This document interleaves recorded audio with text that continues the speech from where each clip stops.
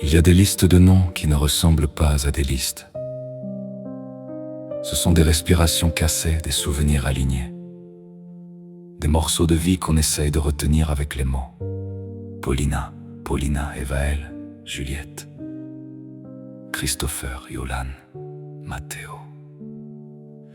Rien que de les prononcer, on sent quelque chose se serrer, comme si chaque syllabe portait une histoire entière. Un rire, une voix, un regard, une présence. Lucas, Lindsay encore. Comme un écho qui insiste, Émile, Maël, Dina. Des prénoms qui auraient dû continuer à grandir, qui auraient dû apprendre, tomber, se relever, aimer. Mais parfois le temps décide autrement, et les chemins s'arrêtent sans prévenir. Alisson, Chanel, Thibaut, Pauline, Margot.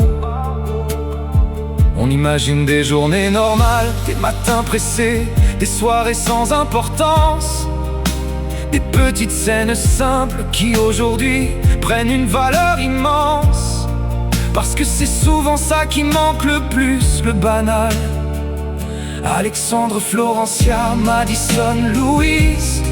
Des voix qu'on imagine encore dans le vide, comme si elles étaient juste parties dans une autre pièce, sans fermer la porte. Madison, Sophia, Jamel, Tissin, Dani. Des noms qui frappent différemment quand on les relit lentement, comme si chaque lettre pesait plus lourd qu'elle ne devrait. Et Adriana, comme une fin qui ne veut pas vraiment finir, comme un point qui tremble à la fin d'une phrase trop triste.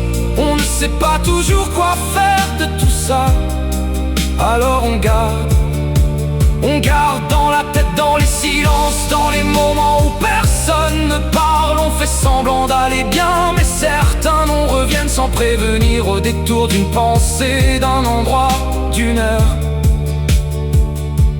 Et avec le temps, on comprend une chose simple et violente: les gens ne disparaissent pas vraiment.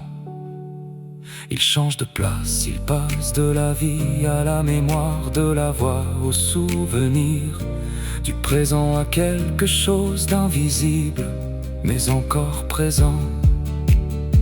Alors on continue d'écrire leurs noms, pas pour les enfermer dans le passé, mais pour refuser qu'ils s'effacent complètement. Parce qu'oublier serait une deuxième disparition.